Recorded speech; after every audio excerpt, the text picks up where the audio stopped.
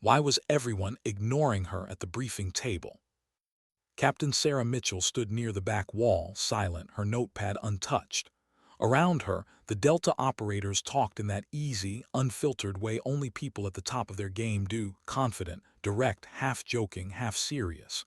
She'd been in rooms like this before, but not one that felt this heavy with muscle and ego.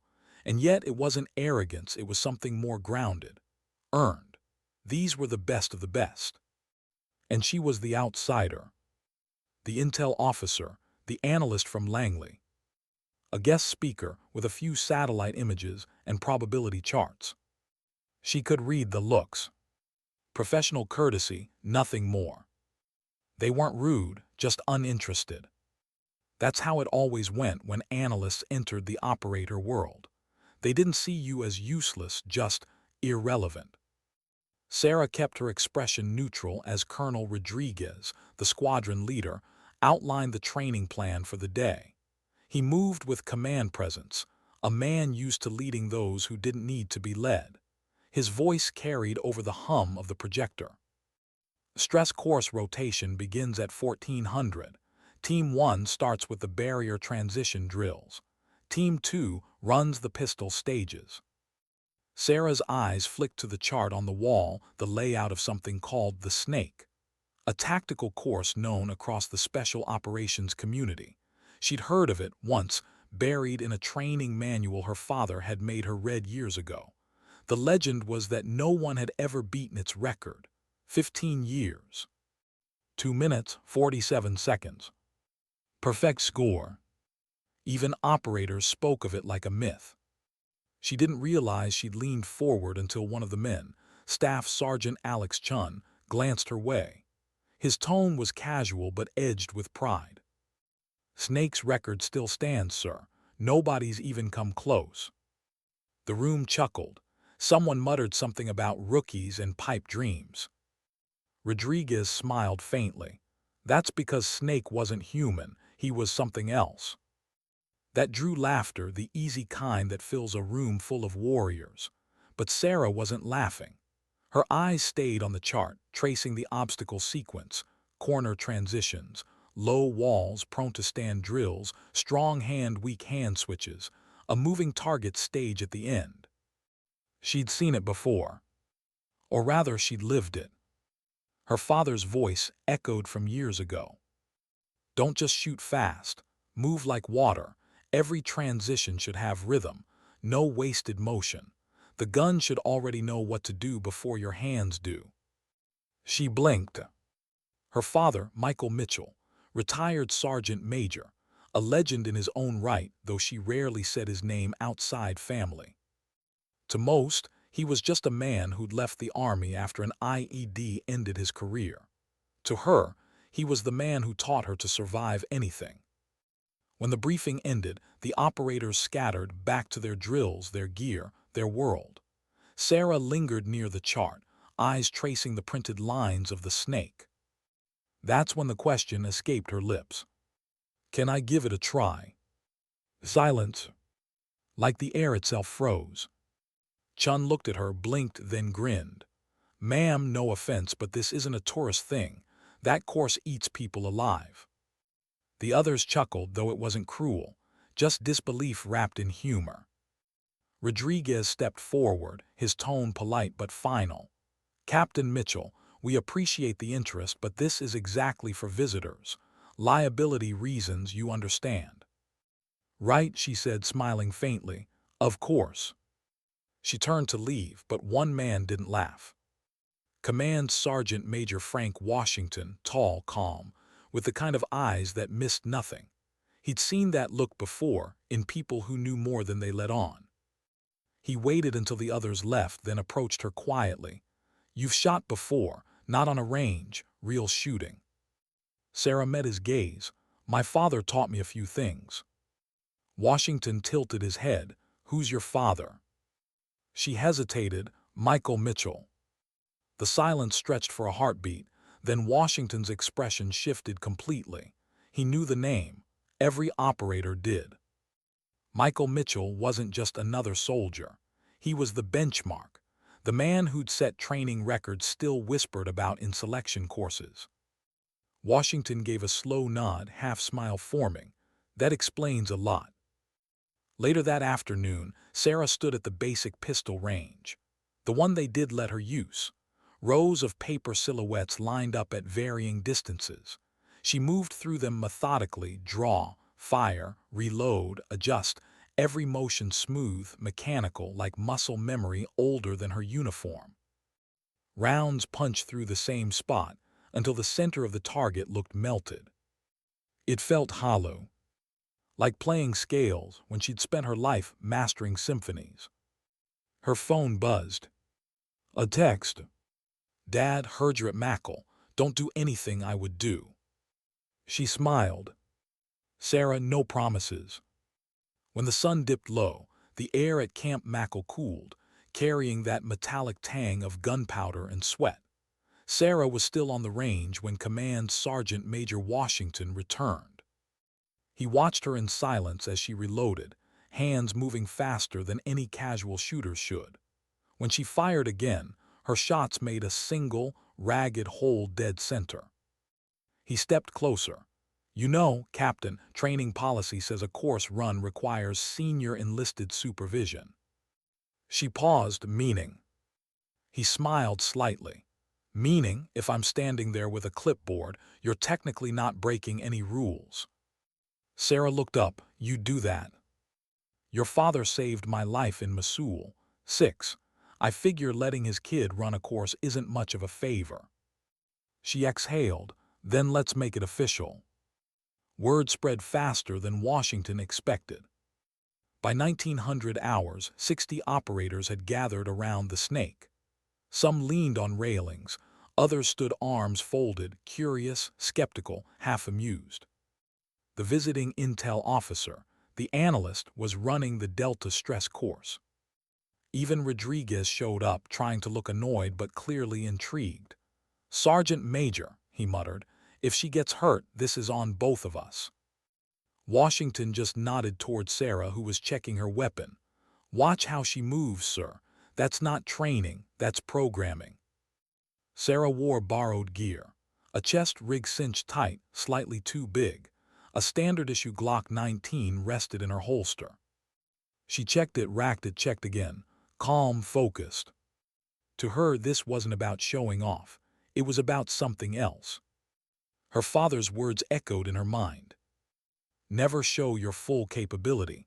Let them underestimate. It's your best camouflage." But sometimes, she thought, camouflage had to come off. Washington leaned in. "Course records 247, perfect score. You ready?" She gave a small nod. "Time starts on the buzzer." He smiled, "Just like your old man liked it." She took a breath. Her phone buzzed once more in her pocket. "Dad, make them remember why they should never underestimate a Mitchell." She smiled faintly. "Copy that." The buzzer blared, and Sarah moved. No hesitation, no wasted motion. The first 7 targets fell in 4 seconds. She flowed between barriers like her father had taught her, not fighting gravity, but using it. The gun became an extension of her breathing. Switch shoulder, fire, transition, reload, move. The operators stopped talking by the 30-second mark. By 40 seconds, half the course was down. Her movements weren't flashy. They were quiet, controlled, efficient. The kind that only comes from years of doing something when no one's watching. Rodriguez found himself leaning forward without realizing it. At 90 seconds, Chun whispered, "Holy, she hasn't missed once." The weak hands section should have slowed her. It didn't. She shot as if both hands spoke the same language. 120. 140. The final stage loomed, the moving target, obscured by non-shoots. Her breath slowed. She fired between the gaps, each shot threading the needle. No panic, no flinch, just rhythm. 2 minutes. 2:10. 2:15. The last target fell. 2 minutes 16 seconds, Sergeant Park called out, voice cracking. "Perfect score." Silence. Then someone exhaled, long and low. Rodriguez blinked, looking down at his timer as if it might be broken. Washington's voice carried softly through the stillness. "That's 31 seconds faster than our best." Sarah ejected the magazine, cleared the chamber, and holstered the Glock. Calm, polite, almost detached. She looked at the stunned faces around her, some disbelief, some awe, a few respect. Then she said simply, "Guess it was familiar," and walked off the range. Later that night, Washington stood outside the barracks, phone pressed to his ear. "She did it, Mike, 216, perfect." A pause.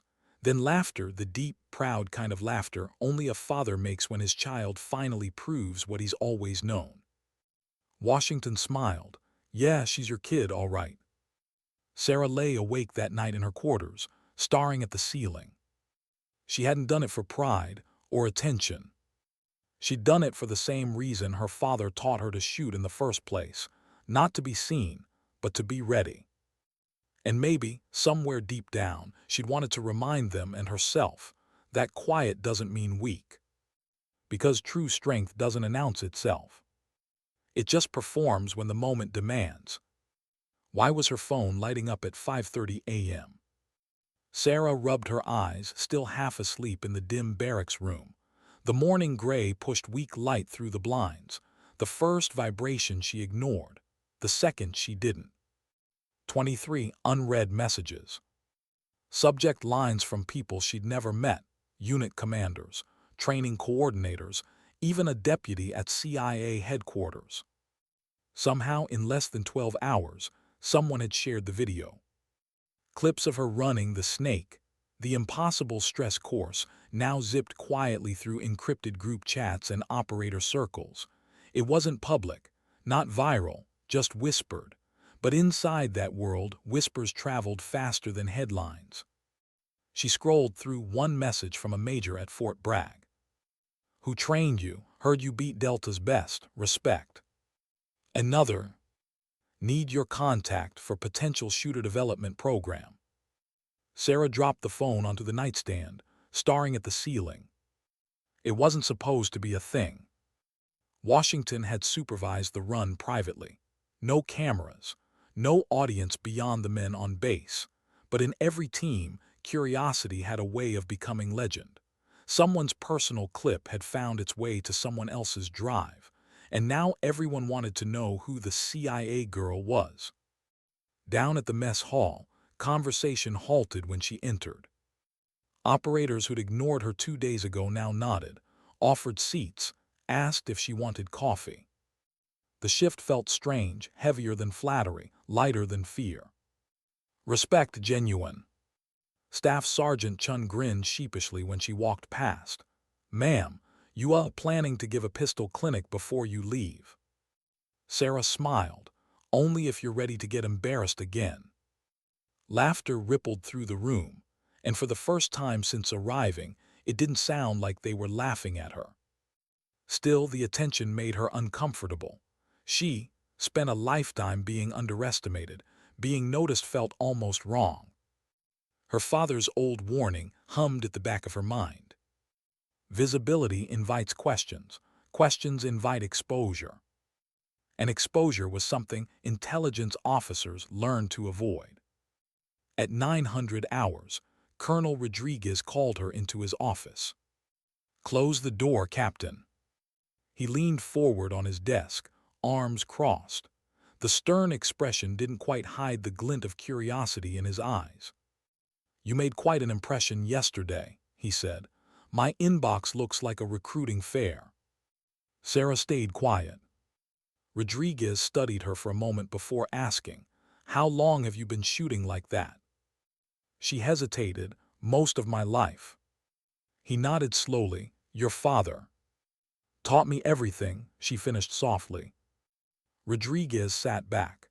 "He trained with some of the guys who built this place. It explains your fundamentals, but the question is, why hide it?" Her voice stayed even. "Because it's not part of my job description, sir."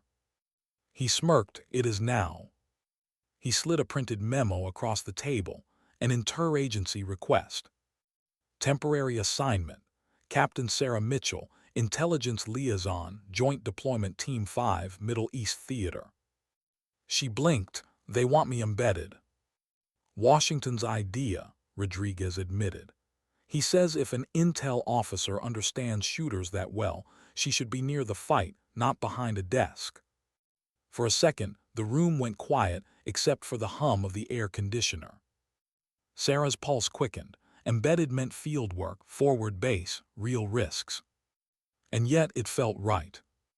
That evening she called home. Her father answered on the first ring.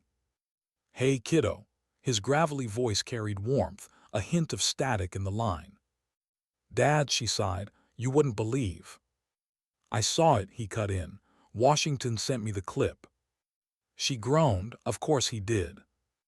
There was laughter on the other end, then silence, the comfortable kind. "You did good," he said finally, "proud of you." "I broke the rule," she said quietly. "What rule?" "Never show full capability." He exhaled, the sound of someone weighing old lessons against new realities. "Sarah, sometimes hiding strength keeps people safe, but sometimes showing it keeps you safe. They won't underestimate you again. That matters in your world." She swallowed the lump in her throat. "They want me deployed, Dad. Liaison duty." A pause, then softer. "Then it's time you saw what the intel looks like on the ground." 2 weeks later, she boarded a C-17 bound for an undisclosed airfield in Jordan. Her new team, the same Delta squadron she'd stunned, was already there. The ramp wind howled through the fuselage as she secured her headset, the desert skyline a blur of gold and red below. She wasn't nervous. She was awake. When the wheels touched down, heat slammed against her like a wall. The air smelled of dust and jet fuel. Washington met her at the tarmac. "Welcome to the sandbox, Captain." He handed her a folder marked classified, tasking orders. The mission: monitor and analyze insurgent weapons routes crossing from Syria into Iraq, small unit raids, night operations. Intelligence from drones and human sources needed constant translation into actionable plans. Her role: make sure every plan worked, not just on paper but in practice. By the first night, she understood how different this world was from conference rooms and clean PowerPoints. The ops tent buzzed with restrained chaos, men gearing up, last-minute calls, rifles checked, maps spread. Rodriguez motioned her over. "We've got 2 possible routes into the valley. You've seen the terrain overlays. What's your read?" Sarah studied the map, tracing finger lines across elevation ridges. "Route Bravo keeps you under the drone corridor, but there's an old irrigation ditch here, perfect cover. If I were them, I'd stage mortars along this rise." Torres frowned. "That's a 100-meter blind spot. We'd never see them until they fired." "Exactly," she said. "So you pivot through the ditch, flank left. They'll be facing the wrong way." Silence followed, then Rodriguez nodded once. "We'll test it." It wasn't until the team returned 4 hours later, safe, objective secured, no casualties, that she realized they'd actually used her plan. Chun slapped her shoulder as he passed. "Nice call, ma'am. Saved us a long night." She smiled faintly. "Just doing my job." Inside, though, something stirred, not pride, but validation. The kind that came from finally being seen and heard. Days blurred into missions, nights into reports. Sarah found rhythm in the chaos, drafting briefings by flashlight, analyzing thermal feeds between drone rotations. Sometimes, when the noise quieted, she'd remember the Montana ranch, her father's voice behind her ear, steady as a metronome. "Control the breath, calm the hands, let the world move around you, not through you." Now the world truly was moving around her, men shouting, engines roaring, the pulse of danger a living thing, and she was steady in the middle of it. But not everyone was convinced. One evening, a younger operator, cynical, maybe threatened, muttered loud enough for her to hear, "Record or not, she's still just an analyst." Sarah didn't answer. She didn't need to. Washington, standing nearby, turned to the man.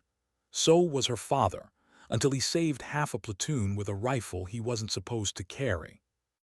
The operator said nothing after that. 3 weeks later, word came of a high-value target operating near the border. A meeting was planned, a potential strike.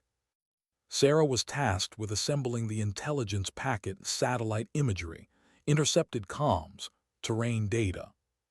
But something didn't add up. The heat signatures on the feed were too clean, the transmissions too structured like bait. She double-checked timestamps, glitches, delays. Someone was feeding them false intel. She went straight to Rodriguez. "Sir, this location's compromised. They're expecting you." He frowned. "The agency confirmed." "I am the agency," she snapped, "and I'm telling you this isn't right." Rodriguez studied her, the room tense. Then finally, "All right, we scrub it." An hour later, another team not theirs walked into an ambush at that same site. 2 wounded. The camp went silent when the report came in. Rodriguez found her by the comms tent. His voice was low, steady. "You just saved lives tonight." She didn't answer. She didn't need to. Her father's words echoed again. "Real intelligence isn't about what you see. It's about what you feel when something doesn't fit." That night she stepped outside, looking up at the desert sky, stars scattered like shrapnel across black glass. She thought of the course back home, the laughter before the buzzer, the silence after. Maybe this was why she'd run it in the first place. Not to prove something, but to remind herself that strength comes in many languages. Some are spoken with weapons, some with data, some with intuition. She exhaled slowly. Out here the stakes weren't time or scores, they were lives. And once again, she'd proven what her father had always said. Sometimes dignity doesn't speak. It simply acts. Why were the reports suddenly missing timestamps? Sarah stared at the glowing monitor inside the operations tent, her coffee long gone cold. The air hummed with the low static of encrypted comms. On screen, the data feed from the ambush location scrolled in neat columns, clean, too clean. She'd seen the same formatting thousands of times before. But something about it felt altered. The attack the night before had rattled everyone. Another task force had walked straight into a kill zone based on the same intelligence she'd warned about. 2 wounded, 1 critically. Now the entire base whispered in low tones about bad data, leaks, betrayals, about how her warning had saved Rodriguez's men. But for Sarah, that wasn't pride, it was unease. Because if the intel had been falsified, someone had done it deliberately. Rodriguez walked into the tent, the heavy canvas door flapping behind him. He looked tired, older than he had yesterday. "They confirmed it," he said. "The data package came from Langley's regional desk. No cross-check." Sarah frowned. "That's impossible. Our system doesn't let unverified packets go live." Unless someone wanted them to. Their eyes met. The air between them thickened with implication. Washington entered next, closing the flap behind him. "Heard from the task force medic," he said quietly. "One of the wounded didn't make it." No one spoke for a moment. The only sound was the faint buzz of a flickering light bulb overhead. Sarah's jaw clenched. "Pull the raw feed files," she said. "The uncompressed ones. If someone spoofed data, they left fingerprints." Washington nodded. "On it." Hours later, Sarah sat alone, cross-referencing metadata line by line. Every click of the mouse echoed like a heartbeat. Then she saw it. A sequence mismatch, a 2-minute gap between the satellite capture and the system upload. Someone had replaced the file with a doctored version. She whispered to herself, "That's not a glitch, that's a cover." Her hand hovered over the keyboard. Should she report it immediately, or dig deeper first? Then her father's words came back. "In intelligence, timing is everything. Too early and you alert the wrong people. Too late and you bury the truth. She decided to wait. The next evening, as the sun bled orange over the desert ridges, Sarah found herself outside the comms building, watching a dust devil twist across the valley floor. Chun joined her, still in gear, sweat streaking the dust on his face.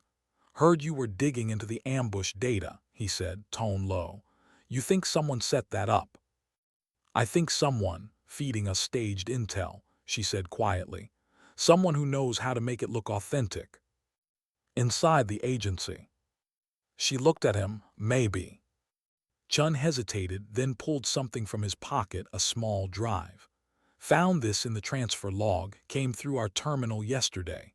Tag line says it's from forward observers, but no unit name. Thought it looked off." She took it carefully. "You didn't open it." He shook his head, didn't trust it. "Good," she said. "Let's keep it that way." Back in her tent, Sarah connected the drive to a secure, isolated system. The screen blinked once, then filled with lines of code. Hidden inside the data was a familiar encryption pattern, one she hadn't seen since her early training rotation at Langley. A signature belonging to a single-source analyst known for cutting corners. Her stomach turned cold. She met him before, Daniel Cruz, an ambitious field officer who believed operational risk was just part of the game. He once told her, "If the mission gets done, who cares how clean the data is?" Now his code sat inside a file that had gotten a soldier killed. That night, she found Rodriguez by the tactical board. "Sir," she said quietly, handing him a printed sheet. "This is the encryption key from the falsified data. It belongs to a CIA field officer named Cruz." Rodriguez read the sheet, his brow furrowing. "You're sure?" "Positive." He sighed. "Then we've got a bigger problem than we thought. This wasn't an error, it was manipulation." Washington joined them, crossing his arms. "Why would someone falsify intel that gets our guys hit?" Sarah looked between them. "Either money or politics, maybe both." Rodriguez's jaw set. "Whatever it is, we're not letting it slide. I'll raise it up the chain." Sarah hesitated. "Sir, if it's internal, going through official channels could bury it. We should gather proof first." He studied her for a long moment. "You're suggesting we run a parallel investigation?" "Yes," she said, quietly. Washington smiled faintly, like father, like daughter. Over the next week, Sarah worked in secret, tracing comm patterns, routing paths, and access times. Every keystroke pulled her deeper into a web that smelled of corruption and ego. Meanwhile, the missions continued: raids, night overwatch, reconnaissance runs, each one depending on the intel she vetted personally. Trust had built between her and the operators now. They didn't just listen to her briefings, they relied on them. During downtime, Chun asked her to teach him her reload rhythm. Others followed, gathering in informal sessions behind the hangar. Sarah showed them subtle things: economy of motion, mental resets, breath control. It wasn't just shooting practice, it was bonding. Rodriguez watched from afar, realizing that the analyst he'd once dismissed had become the quiet center of his team. Then came the message. Encrypted, untraceable. A single line of text appeared on her secure console. "Stop looking, you're not cleared." She froze. The timing was too perfect. Someone knew exactly what she was doing. Her heart thudded, but she forced herself to breathe evenly. She disconnected the drive, slipped it into her jacket, and walked out into the cool night air. Outside, Washington waited. He saw her expression and didn't need to ask. "They know," she said quietly. "Then you're on the right trail," he replied. The next day, a supply convoy heading to the border failed to check in. Radio silence. Rodriguez's voice over the command net was sharp. "Last ping was 15 clicks out. We're rolling to intercept." Sarah joined the lead vehicle without asking. The desert blurred past, dunes flashing gold under the burning sun. When they reached the last known coordinates, the convoy truck sat abandoned, engines still warm. The ground was littered with tire tracks and one set of boot prints, a single person. Sarah knelt beside them. One driver left on foot, headed northeast.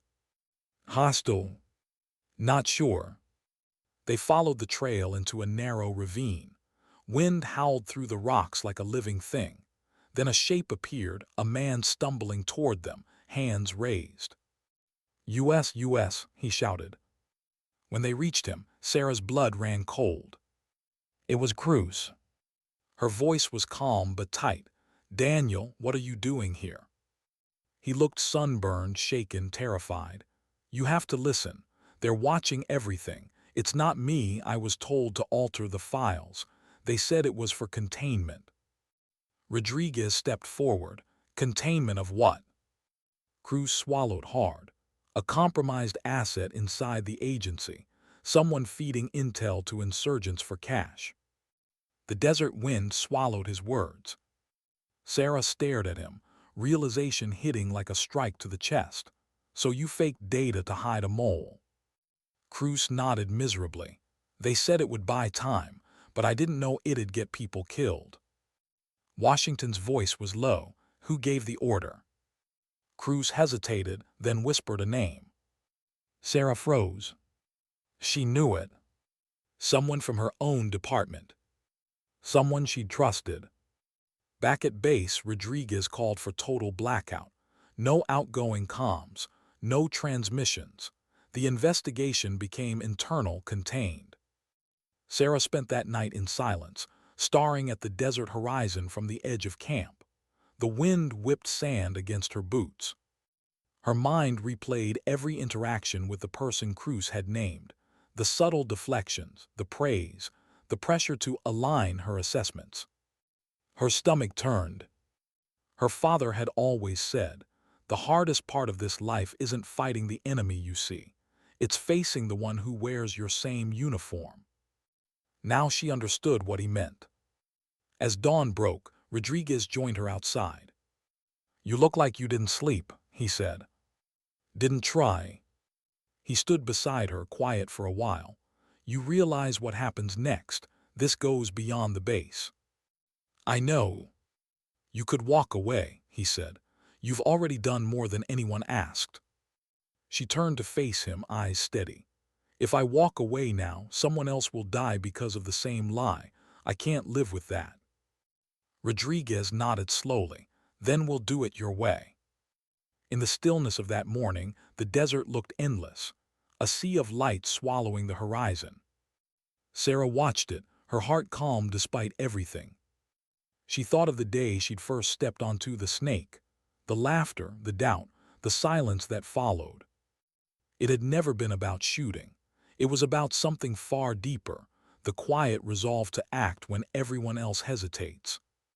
Now she was facing a different kind of course, one built not from steel targets and barriers, but from lies and shadows. And like before, she'd run it alone if she had to. Because sometimes, the hardest battles aren't fought on ranges or battlefields.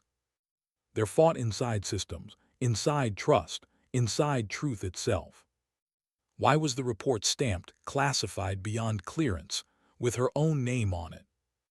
Sarah stared at the folder Rodriguez slid across the table. The stamp was clear, bold, and wrong. It marked her as the author of an intel brief she had never written, one connected to the same ambush that had killed a soldier. She flipped through the pages, pulse hammering. Every paragraph was a rewrite of her real report, doctored to make it look like she'd approved the bad data. Her throat went dry. They're framing me. Rodriguez's jaw tightened. Someone's cleaning house, fast. Washington leaned against the wall, arms crossed, voice low. They'll make it official soon. You're the easiest person to blame, the outsider, the analyst. Sarah closed the folder slowly, forcing her breathing steady. Then I'm not waiting to be buried. I'm finding proof. She looked up, before they erase everything. The next hours blurred into motion. Sarah moved through the camp like a ghost, slipping between systems, pulling access logs, comm pings, digital crumbs most people would never notice. She didn't ask permission. She didn't tell anyone what she was doing. Her father's old mantra whispered in her mind. When the system turns against you, outthink it.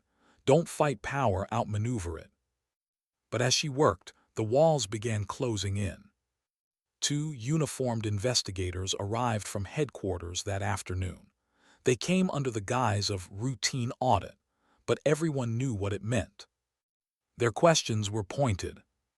Their tone, polite poison. "Captain Mitchell, can you explain why your access credentials were used to modify classified data? Can you confirm this signature belongs to your terminal ID?" She answered carefully, calmly, like a chess player counting moves ahead. "My credentials were cloned. The timing log proves it. I was briefing Rodriguez's team during that upload." They smiled the way bureaucrats smile when they already know the ending of your story. "Of course, Captain, we'll review your statement."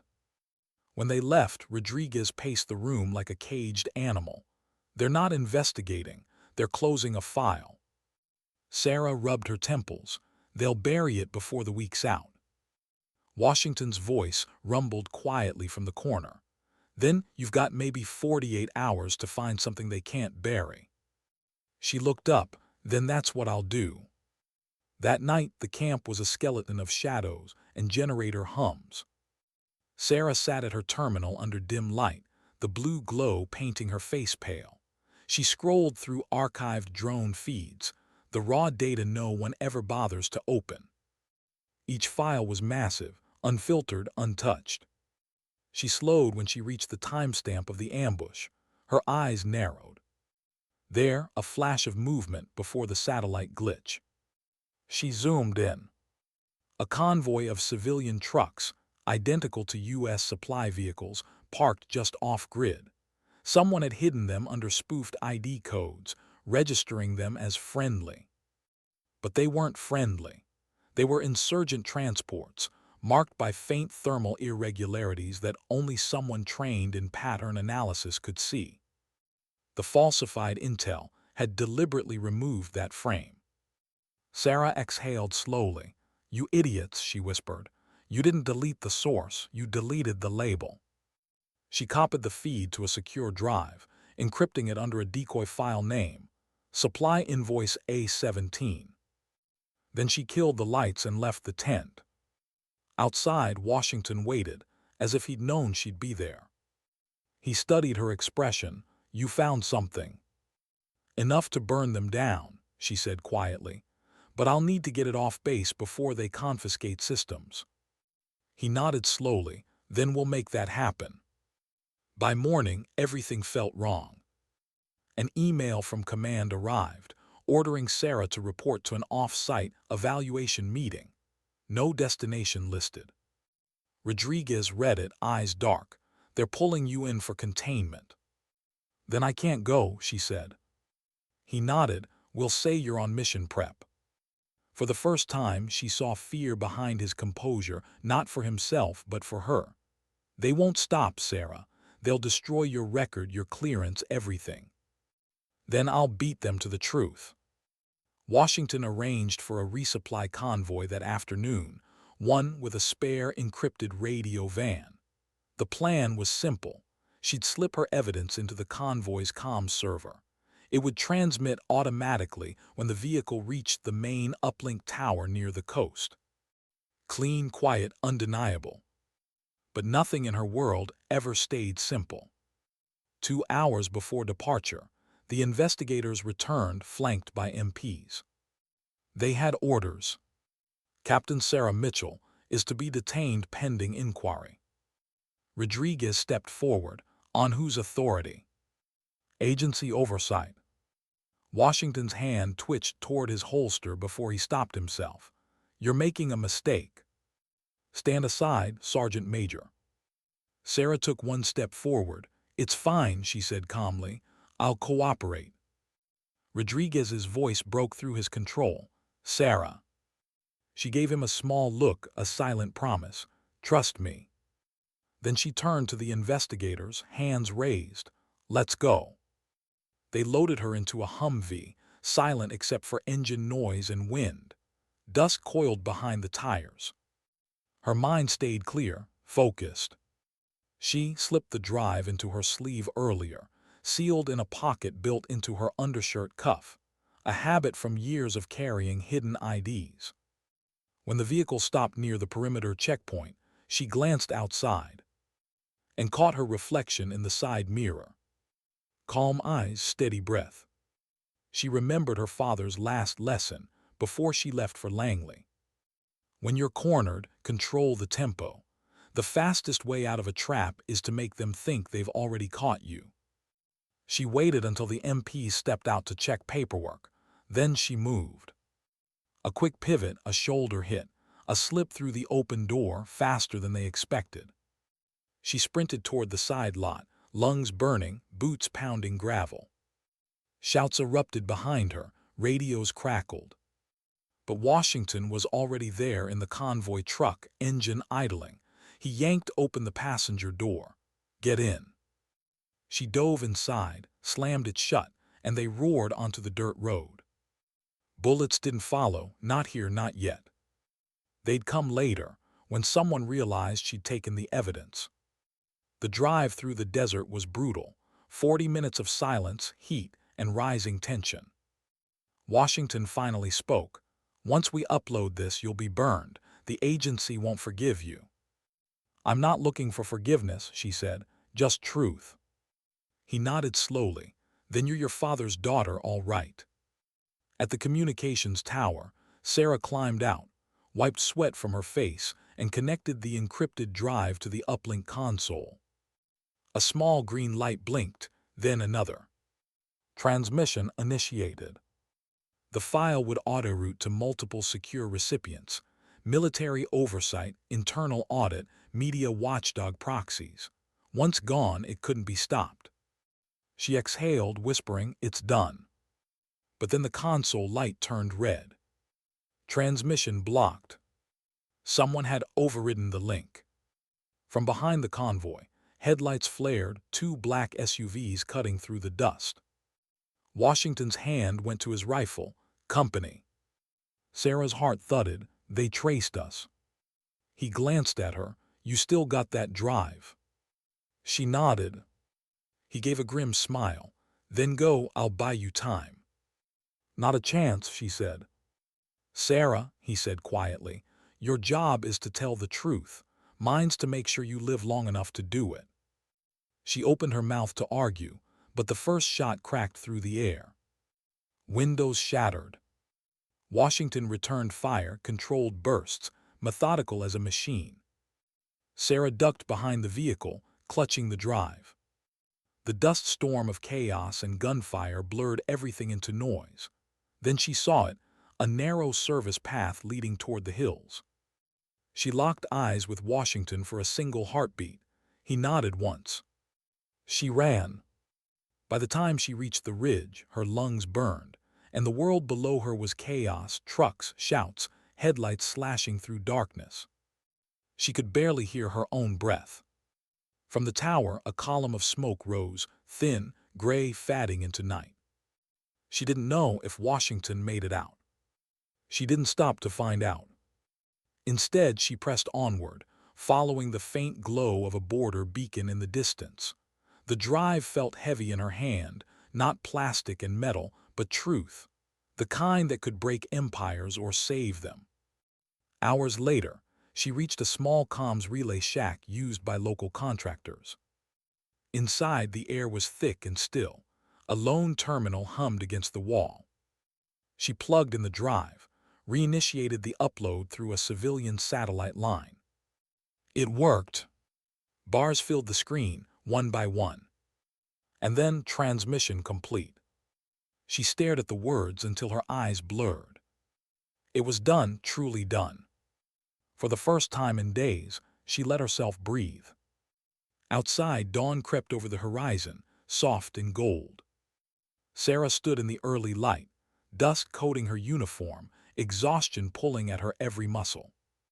She didn't know what the next call would bring: suspension, arrest, exile, maybe worse. But she knew this much: the truth was out. The soldiers she worked beside were safe. And whatever name the agency tried to destroy, the record would stand. She whispered into the quiet air, as if her father could hear her. "You were right, Dad. Sometimes invisibility isn't strength. Sometimes you have to be seen." The sun rose higher, washing the desert in light. And she walked toward it, calm, steady, unafraid. Because once again, like on that course months ago, she'd done what no one expected. And proved, not through words or power, but through action, that the quietest person in the room could still shake the world. Why did silence feel louder than victory? Sarah sat in the back of a C-130 transport plane, wind tearing through the unpressurized bay. The desert stretched endlessly below her, the same place that had tested her, hunted her, and finally freed her. But freedom had a cost. She hadn't heard from Washington since the firefight. No radio ping, no visual, nothing. Just a cloud of smoke and a gunman's final nod. She stared at the drive now tucked safely in her chest pocket, the same one she'd uploaded hours ago. It had already been mirrored, verified, sent through multiple blind drops. The truth was alive, even if she wasn't sure she'd ever see the man who helped her deliver it. When the plane landed at an undisclosed airstrip, men in suits were waiting. Dark vehicles, dark expressions. She knew what came next. Headquarters, Langley. The building looked the same: clean glass, immaculate floors, cold air, polite faces. But everything felt different. She wasn't the intelligence officer who'd arrived months ago, carrying reports and recommendations. She was a liability now, the woman who'd embarrassed her own agency in front of the Department of Defense. 2 escorts led her through a narrow hallway to a debriefing room. Steel table, 1 chair, 1 recording device. A woman in a gray suit entered, file in hand. Her tone was smooth, professional, rehearsed. "Captain Mitchell, do you know why you're here?" Sarah leaned back, eyes calm. Because the truth made someone uncomfortable. The woman didn't flinch. "You violated operational protocol, accessed restricted servers, and transmitted classified material without clearance. Because your people falsified data that got soldiers killed." That's an allegation, not a fact. Sarah reached into her jacket and slid a sealed envelope across the table. "It's both. Inside is a mirror copy of the satellite feed your team erased. It's been distributed to oversight already. You can't bury it." For a moment the woman's mask cracked just slightly, a flicker of annoyance. Then she smiled again, controlled and cold. "You realize what this means for your career?" "I do. You could lose everything."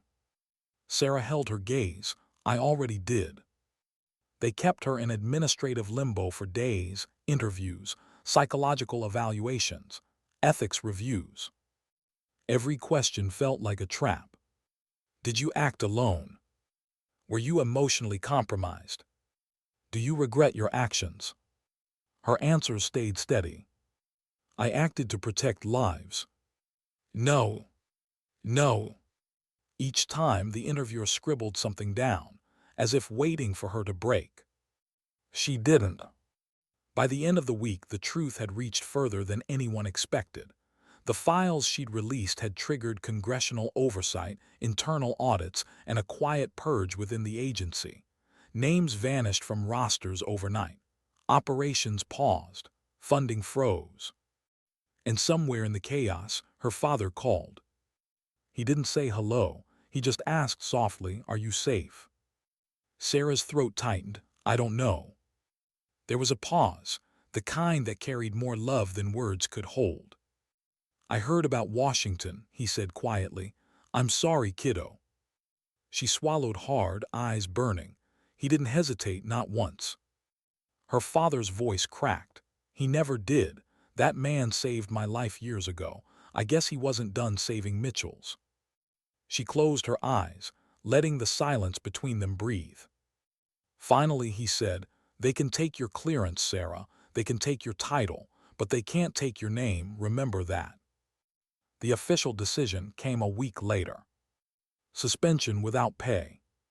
Pending reassignment. Loss of operational clearance. They didn't fire her.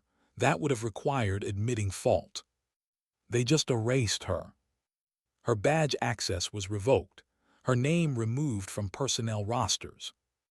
She walked out of Langley for the last time carrying only a cardboard box of personal effects, a pen, a notebook, a photo of her father on his last deployment, and one small, faded patch from Camp Mackle that someone had slipped into her locker.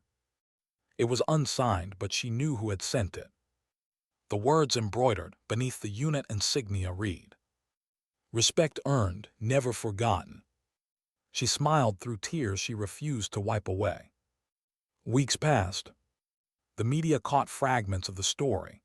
Whistleblower from Intelligence Division exposes fatal data manipulation. They didn't name her, but insiders knew. Across bases worldwide, operators whispered her story the same way they once whispered about the snake. A name said with a mix of reverence and disbelief. "Did you hear about the intel officer who beat Delta's record and took down her own agency?" "Yeah, Captain Mitchell, the ghost analyst." And slowly, the name became legend. One night, as rain pattered against her small apartment window in Arlington, Sarah sat watching the city lights blur into reflection. Her world had gone quiet again, no briefings, no missions, no adrenaline, just stillness. Part of her missed it, the noise, the pressure, the purpose. But another part, the deeper part, knew she'd done what mattered most. She kept people alive. She'd proven that integrity still had a pulse in a world that too often traded it for convenience. She leaned back, closing her eyes. For the first time in months, she let herself breathe without fear. Then her phone buzzed. Unknown number. She hesitated, then answered, "This is Mitchell." A familiar voice on the other end, rough and warm. "Didn't think I'd let you off that easy, ma'am." Her heart stopped. "Washington." "Alive and ugly as ever," he said with a tired laugh. "Took one through the shoulder, but the medevac boys patched me up. Figured I'd check if my favorite troublemaker survived the aftermath." She didn't speak, couldn't. He chuckled softly. "I'll take that as a yes." Finally she whispered, "They said you were gone." "Wouldn't be the first time." Her voice trembled, softer now. "You shouldn't have stayed behind." "Wouldn't have been much of a story if I hadn't." She laughed through the tears. "You're insane." "Occupational hazard," he said.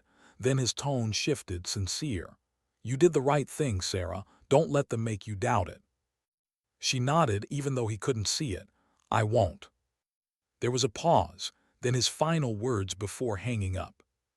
"Stay invisible, Captain, until the world needs you loud again." Months later, a letter arrived. No return address, no markings, just a small envelope sealed with black wax. Inside was a photograph.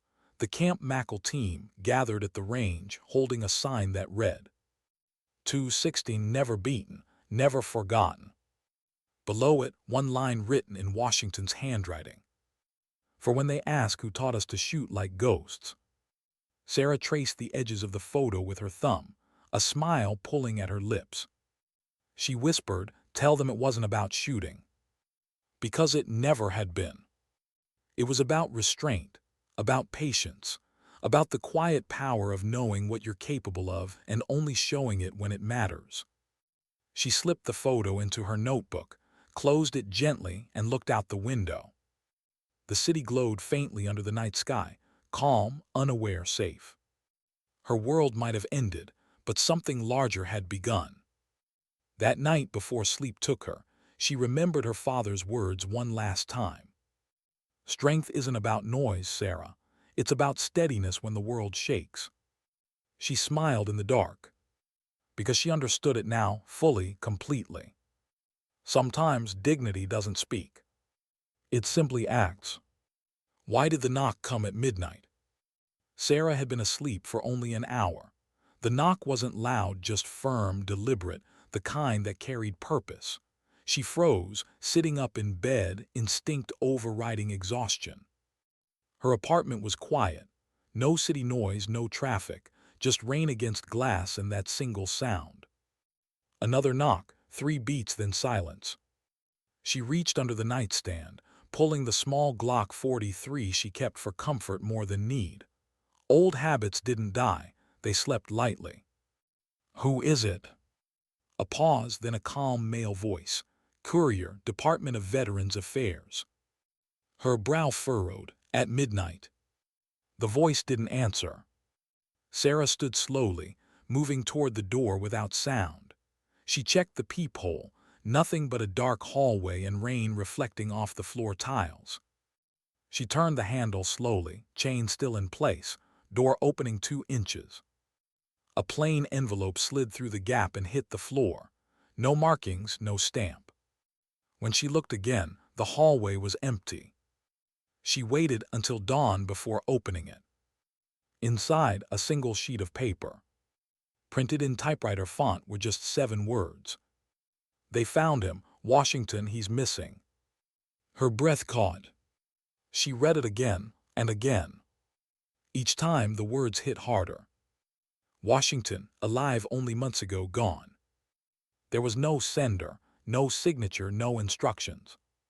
But deep down, she knew what it meant. Someone wanted her attention. And they had it. By noon, Sarah was on a train headed south, unarmed, unannounced, invisible. She didn't trust phones anymore. She didn't trust the agency, or the system, or even the silence that followed her since the whistleblower storm. She carried only what she needed: a burner phone, a small duffel bag, and a folded photograph, the one from Camp Mackle.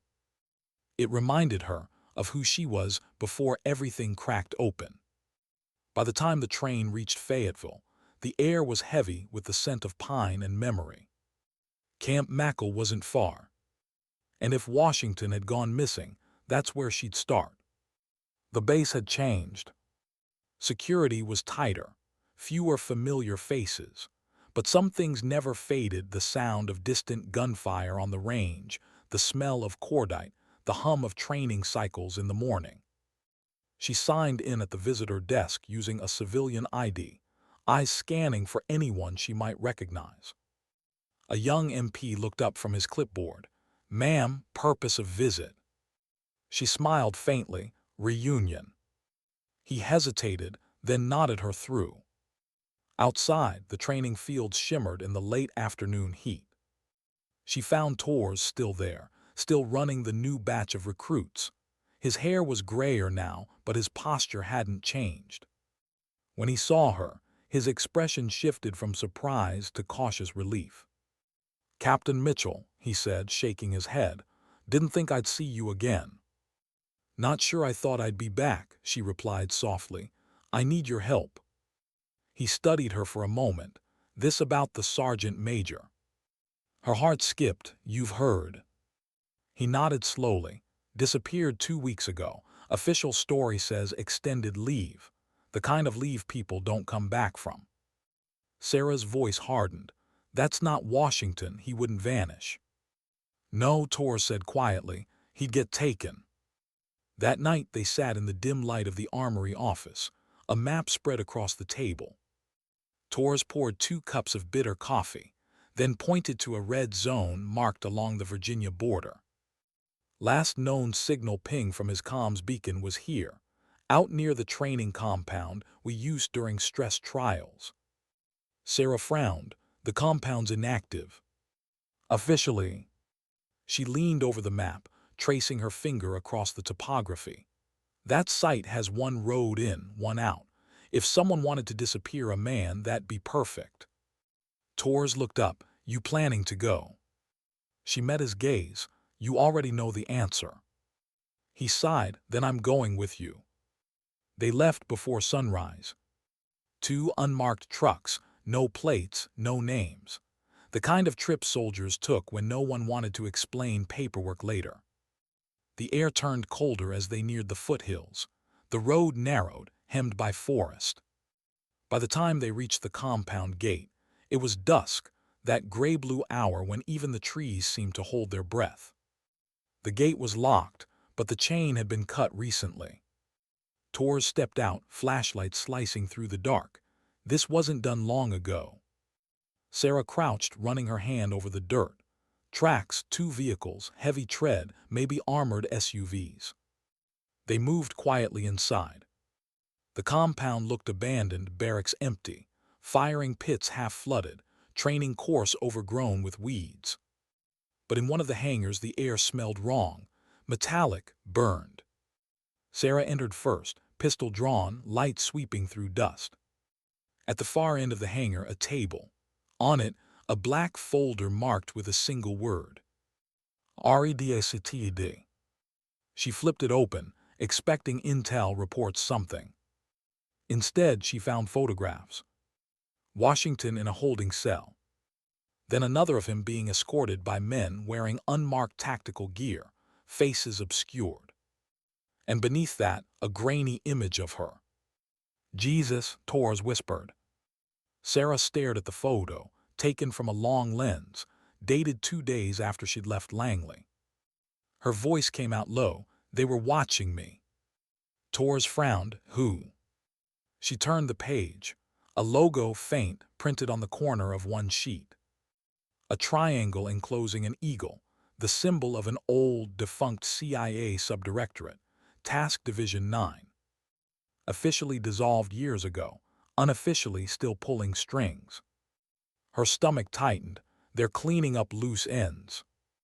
That night they camped outside the compound perimeter, hidden among the pines. Sarah couldn't sleep. The cold bit at her through the jacket, but her mind was sharper than ever, running through possibilities, motives, traps. Washington was alive, maybe. But if Task Division 9 was involved, this wasn't just about him. It was about everything she'd exposed. Someone high up wanted silence restored, permanently. Near dawn, Tors nudged her awake. You need to see this. He pointed through the trees, toward the valley road below. 3 black SUVs. Headlights off, moving slow. Sarah felt her pulse quicken. They're sweeping the area. Tors' jaw tightened. We're outnumbered. Not if we move first. She checked her sidearm, loaded a fresh magazine. We'll flank west, hit the ridge, and get visuals. If they've got Washington, we'll find out. Tors gave a grim smile. You always did like impossible odds. She smirked faintly. Blame my father. They slipped through the forest, low and silent. The SUVs stopped near the hangar they'd searched hours before. 4 men stepped out, dressed in dark tactical clothing, moving with precision. Sarah raised her binoculars. No unit insignia, no visible tags. But their formation was military, deliberate, trained. Private contractors, Tors whispered. Maybe, she murmured, or ghosts pretending to be contractors. One of the men opened the hangar door. Another emerged moments later, dragging someone behind him. Sarah's heart dropped. It was Washington. Hands bound, face bruised, still alive. He stumbled, catching himself, shoulders squared even in pain. They're moving him, she whispered. We need to intercept before they reach the ridge road. Tors looked at her, eyes hard. We'll never make it before they load him. Then we'll make them stop. She took a breath, centering herself. Control the tempo. Move like water. Be invisible until the moment you can't afford to be. She exhaled slowly. On my mark. Tors nodded. Her finger tightened on the trigger.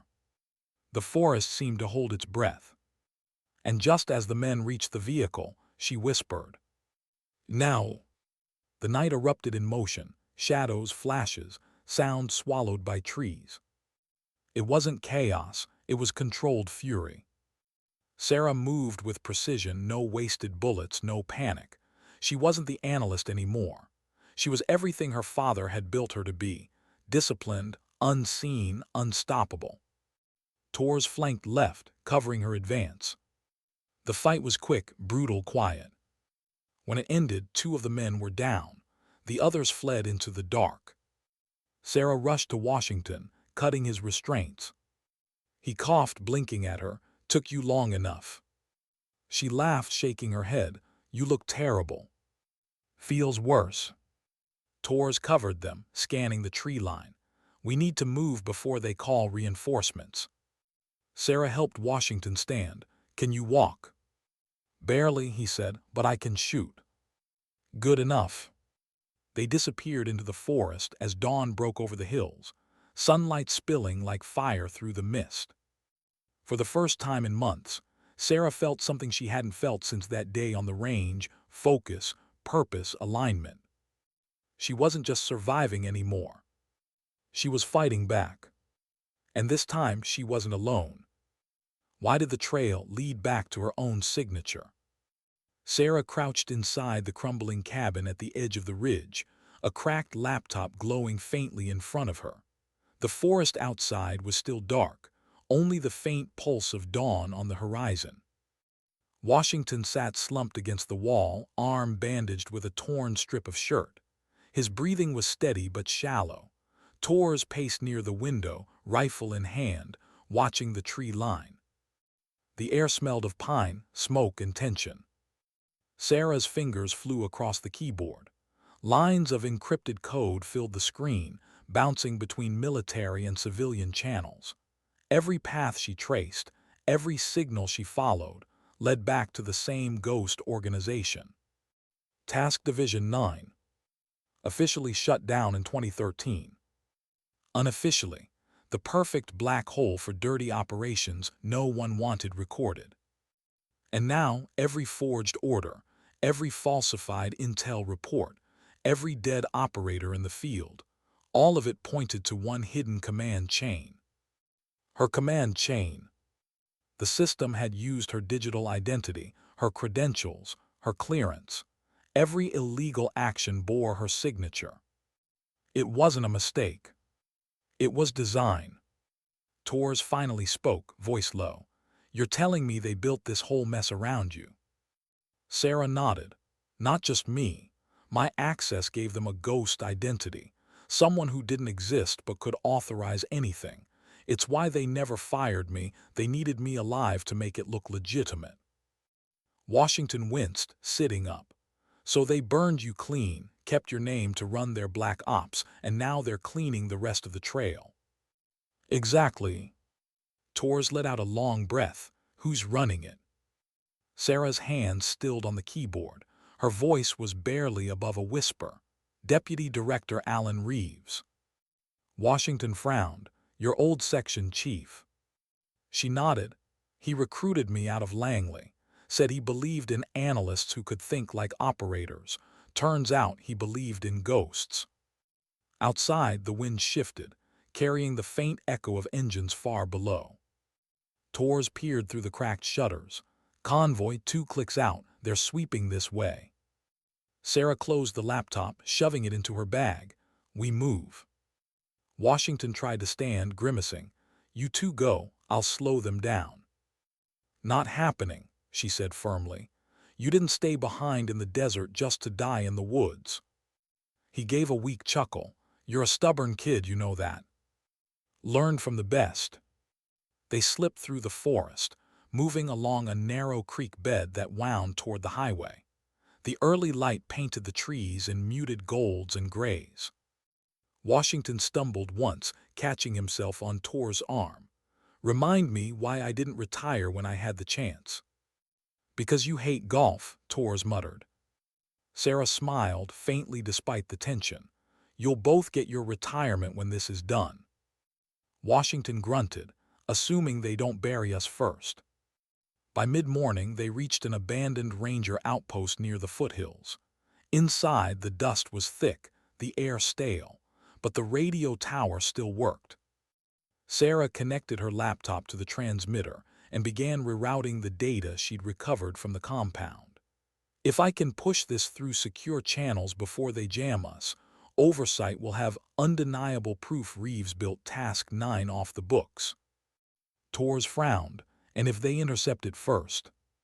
She didn't answer, because she already knew the answer. If Reeves intercepted it, this would end in silence. Her silence.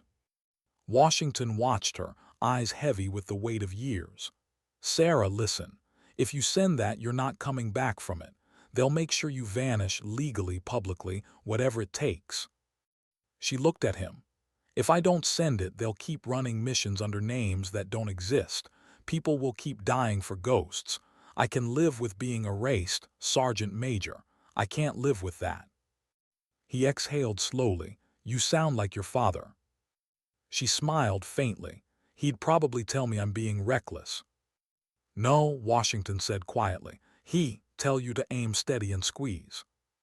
The transmitter hummed to life. Bars filled on the screen. 20%. 30. A rumble outside, engines again. Torres hissed, they're here. Buy me 2 minutes, she said. Washington chambered around. You've got one. The first shots cracked through the trees. Windows shattered. Sarah ducked, shielding the laptop. Sparks jumped from the tower as rounds tore through the metal siding. 40%. Torres returned fire through the doorway, measured bursts. 2 vehicles, maybe 6 hostiles. Hold them, she yelled. 50%. Bullets punched through the wall, spraying splinters across her face. She kept typing, rerouting power. 65. A grenade rolled through the doorway. Torres dove kicked it back outside. The explosion shook the ground, deafening for a moment. 80. Washington shouted, we're running out of. 95. Then silence. The feed bar froze. Transmission complete. Sarah stared at the words for half a second, then ripped the hard drive free. We're done, move.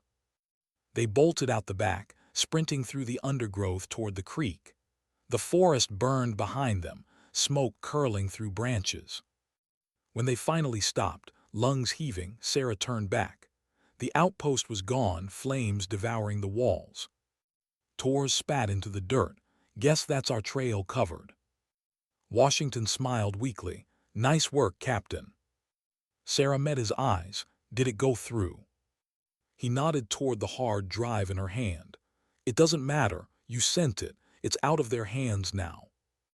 They hiked for hours, staying off the main roads. By the time the sun dipped low, the world was quiet again, that eerie calm after chaos. Sarah sat by a stream, rinsing blood and dirt from her hands. Her reflection rippled on the surface, tired, lined, older somehow. Washington lowered himself beside her. You realize what you just did? She nodded slowly. I just put a bullet through the heart of a machine that's been running for a decade. He chuckled softly. You make it sound simple. It isn't, she said, but sometimes you don't wait for permission to do what's right. He looked at her, eyes steady. You're your father's daughter through and through. She smiled faintly. He always said invisibility was protection, but maybe, sometimes, it's just hiding.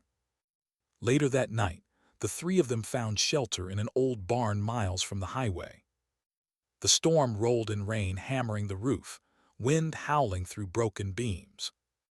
Torres dozed in the corner. Washington kept watch by the doorway, rifle across his knees.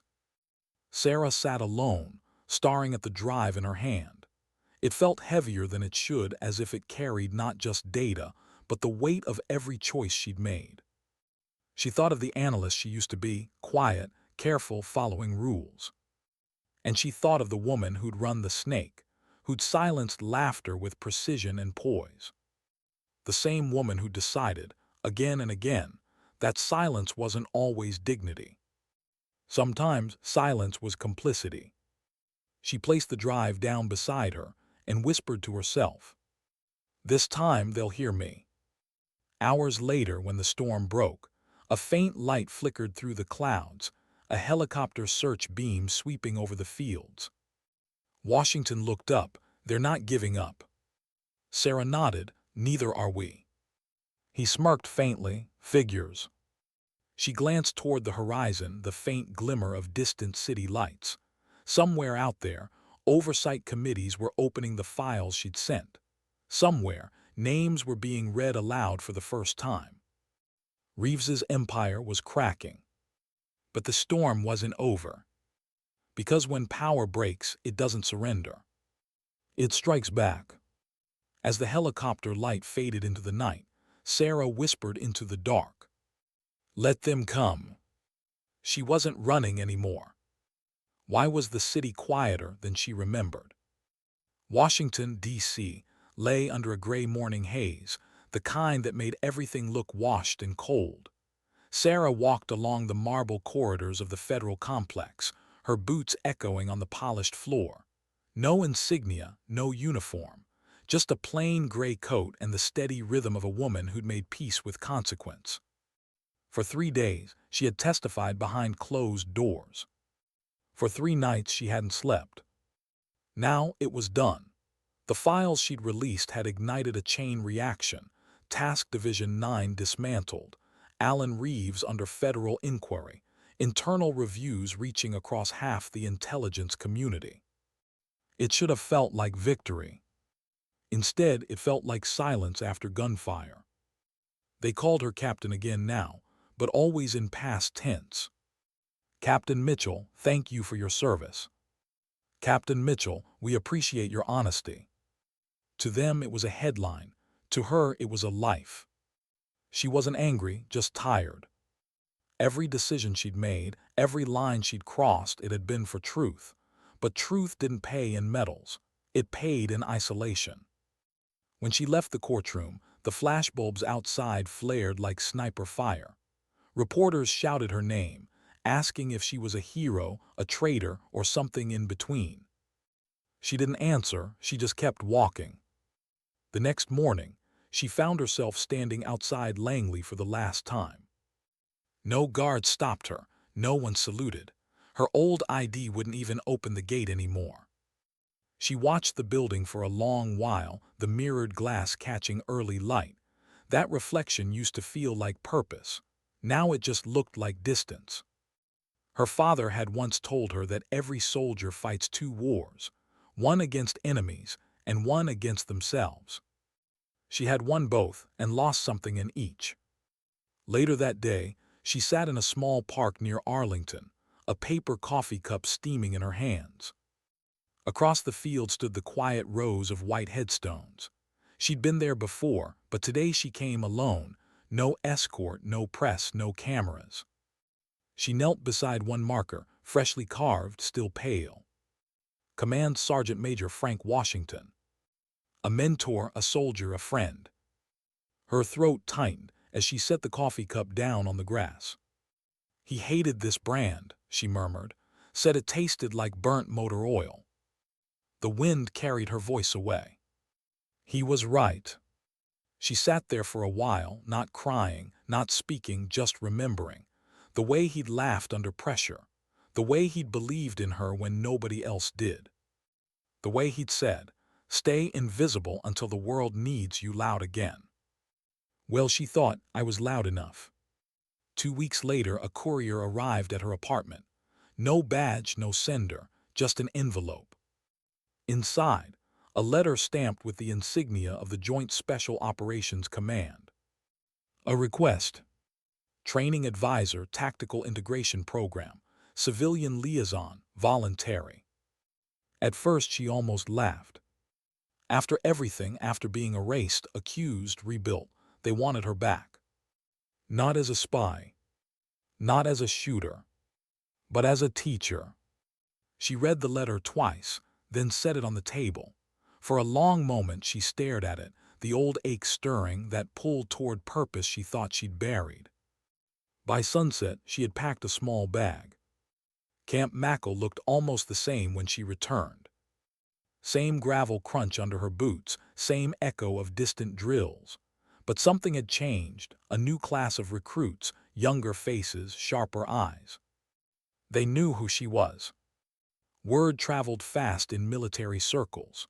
To them, she was half legend, half myth, the intel officer who'd beaten Delta's best and brought down a ghost division no one had ever heard of. When she entered the classroom, the chatter stopped.